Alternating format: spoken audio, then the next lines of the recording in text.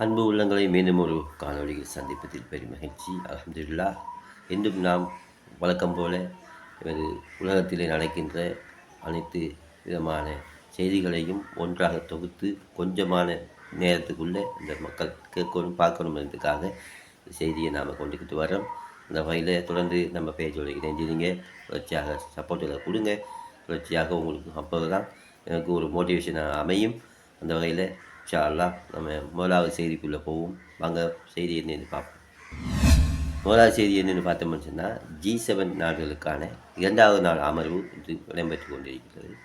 2வது நாள் அமர்வில் வந்து மத்திய கிழக்கில் உள்ள G7 இந்த 7 நாடுகள் அங்கே பங்கு கொள்வாங்க. பங்கு கொண்ட ஊடாக அதில் நிறைய விடயங்கள் பேசப்படும். அந்த வகையில் டொனால்ட் ட்ரம்ப் என்ன கருத்திக்கான்னு சொன்னால், மத்திய கிழக்கில் வந்து நீங்கள் இந்த போருக்கு வந்து G7 நாடுகள் எங்களோட உதவி செய்யுங்க, உதவி செஞ்சு எங்களுக்கான யுத்தத்தை கொஞ்சம் செய்தானே கொஞ்சம் பவர்ஃபுல்லாக கொண்டு போகிறதுக்கான ஒரு சப்போர்ட் ஒன்று தாங்க இந்த மாதிரி அவர் கேட்டிருக்காரு. ஆனால் இருந்தபோதும் G7 நாடுகள் சொல்லியிருக்காங்கன்னு இருந்தால் இது வந்து எங்களோட பிரச்சனை இல்லை, நாங்கள் வந்து இதில் உதவி செய்யணும் இந்த தேவையும் இல்லை, நீங்களாக ஆரம்பித்த போர் நீங்களும் இஸ்ரேலுமா அந்த போரை வந்து பார்த்துக்கணும் இந்த அவங்க சொல்லியிருக்காங்க. சொல்லியிருக்காரு அப்படின்ட்டுனா நாங்கள் நம்பியிருந்த நேட்டோ நாடுகள் எங்களை எல்லோரும் கைவிட்டுட்டாங்க. இருந்தபோதும் எங்களுக்கு முக்கியமான நாடுகள் உதவி செஞ்சிருக்கு. குவைட், சவுதி அரேபியா, பஹ்ரைன் போன்ற நாடுகள் ரொம்ப உதவி செஞ்சுருக்காங்க. நாங்கள் அவங்களுக்கு மென்மேலும் ஒரு தேங்க்ஸை நன்றியை தெரிவித்து கொள்கிறோம். இந்த ஒரு பெருமையான விடயமாக பேசியிருக்காரு. நல்லா விளங்குது தானே யார் பின்னால் நிற்கிறாங்க, இந்த போருக்கு பின்னாடி யார் நிற்கிறாங்க. ஆகவே அந்த விடயத்துக்கு அவர் டொனால்ட் ட்ரம்ப் வந்து ரொம்ப மகிழ்ச்சி தெரிவித்து அதில் பேசியிருக்காரு. இவங்கள்ட்ட கூப்பிட்டு கேட்டிருக்காங்க. இவங்க யாருமே எங்களால் முடியாத இந்த வசனத்தை அவங்க உறுதியாக G7 மாநாட்டில் 2ஆம் நாள் அமர்வு இன்று இடம்பெற்றிருக்கிறதால அவங்க ஏதாண்ட வகையில் குறிப்பிட்டிருக்கிறது என்பது இன்றைய செய்தியாக குறிப்பிடத்தக்க விடயமாக அமைந்துள்ளது.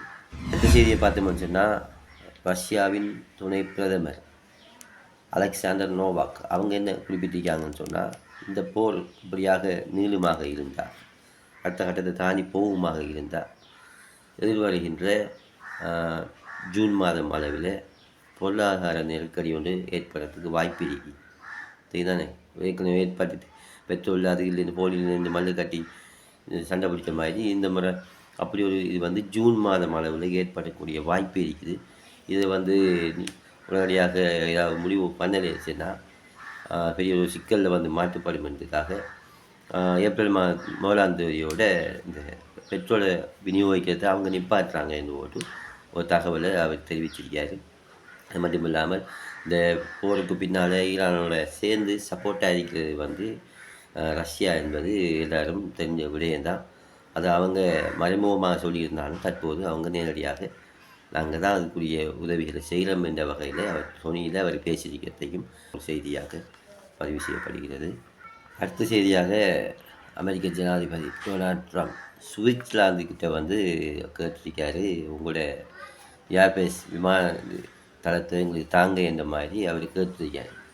இப்போ கேட்கக்குள்ளே அவங்க சொல்லியிருக்காங்க, எங்களோட ஏர்பேஸ் விமானத்தை இந்த காரணம் கொண்டு நாங்கள் போர் செய்கிறதுக்கு தரமாட்டோம் இந்த விஷயத்தை அவங்க சொல்லியிருக்காங்க.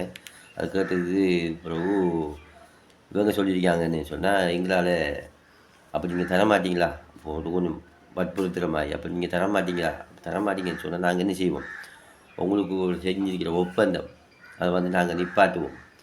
F-35 விமானம் ஒன்று சொல்லி அவங்க ஒப்பந்தத்தில் பண்ணியிருந்தாங்க. ஏற்கனவே அந்த டெமாட்டோக்கன்னு சொல்லி ஒரு மிசைலை வந்து ஆர்டர் பண்ணி அவங்களோட ஒப்பந்தம் ஒன்று கைச்சாத்திருந்தாங்க. அதாவது கண்டம் விட்டு கண்டம் பாயிற மாதிரி கடலில் பாஞ்சி தாக்குதலை நிகழ்த்தக்கூடிய மாதிரி ஒரு மிசைல் தான் அந்த மிசைல் தோனியில் அவங்க சொல்லியிருப்பதாகவும் தகவல் காண.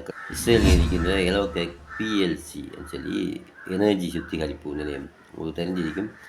எண்ணெய் சுத்திகரிப்பு நிலையம் இருக்கு. அவங்களோட எண்ணெய் இந்த கொரோனா ஒயிலை வாங்கிட்டு போய் என்ன செய்வாங்க, இதுகளை எடுத்து க்ளீன் பண்ணி ஒவ்வொரு பகுதியாக பிரிக்குது. இந்த பிரித்து வர அந்த கழிவுல இருந்து என்ன செய்யணும், யுரேனியம் தயாரிக்கிறதுக்காக அதை பயன்படுத்தப்படுற அப்படியான நிலைகளை பார்த்து குறி வச்சு தாக்குவதற்காக ஈரான் திட்டமிட்டிருக்கிறதாகவும் ஒரு தகவல் வந்திருக்குது.